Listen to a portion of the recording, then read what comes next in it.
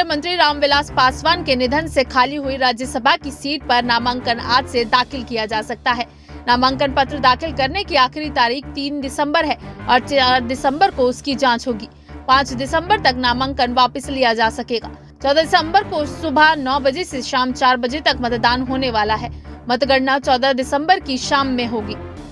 राज्यसभा की एक सीट के लिए हो रहे उपचुनाव में एनडीए की जीत तय मानी जा रही है, लेकिन उम्मीदवार के नाम को लेकर अब भी संशय बरकरार है।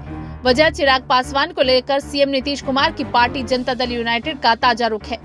दरअसल एलजेपी को एक राज्यसभा सीट देने का फैसला लोकसभा चुनाव के दौरान सीट शेयरिंग फॉर्मूले के तहत हुआ था। तब बीजेपी और जेडीयू दोनों 17 सीटों पर चुनाव लड़ी थी और एलजेपी ने 6 सीटों पर अपने उम्मीदवार उतारे थे। साथ ही राज्यसभा की एक सीट एलजेपी के खाते में देने के लिए बीजेपी जेडीयू तैयार हुए थे। अगर आने वाले दिनों में रामविलास पासवान की खाली इस राज्यसभा सीट पर हुए उपचुनाव में पार्टी एलजेपी के उम्मीदवार को नहीं उतारेगी तो ये उस फॉर्मूले का उल्लंघन होगा।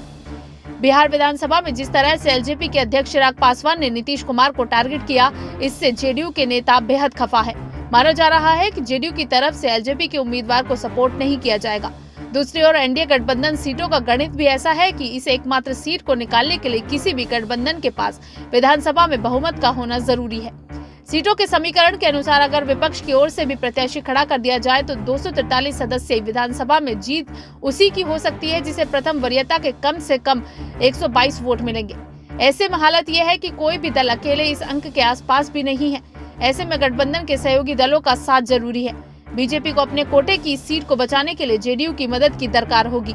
अगर एलजेपी उम्मीदवार उतारती है तो नीतीश कुमार की जेडीयू के उम्मीदवार को सपोर्ट करेगी या नहीं, इस पर फिलहाल कुछ भी कहना सही नहीं है।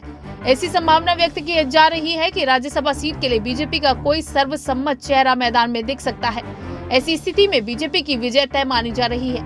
अगर ऐसा होता है तो बीजेपी के ही कोई वरीय नेता राज्यसभा जा सकते हैं। पार्टी सूत्रों के अनुसार उपचुनाव की एक सीट के लिए दल में कई नामों की चर्चा है। सबसे अधिक चर्चा पूर्व उप मुख्यमंत्री सुशील कुमार मोदी की हो रही है। सूत्रों से मिली जानकारी के अनुसार राज्यसभा सांसद बनाकर इन्हें केंद्र में मंत्री बनाए जाने की चर्चा जोरों पर है, इसलिए इन्हें बिहार मंत्रिमंडल में शामिल नहीं किया गया है। केंद्र में इन्हें कोई अहम मंत्रालय की जिम्मेवारी देने के कयास लगाए जा रहे हैं।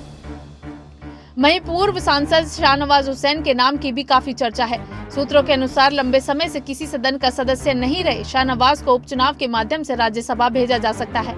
हालांकि पार्टी में चल रही नामों की पुष्टि अभी बिहार बीजेपी की कोई नेता नहीं कर रहे हैं। ये सब कुछ आला कमान पर निर्भर करता है। हालांकि एनडीए की ओर से राज्यसभा की ये सीट किसके खाते में जाएगी, इस पर अभी स्थिति पूरी तरह से साफ नहीं है। Bureau report SPN9 news.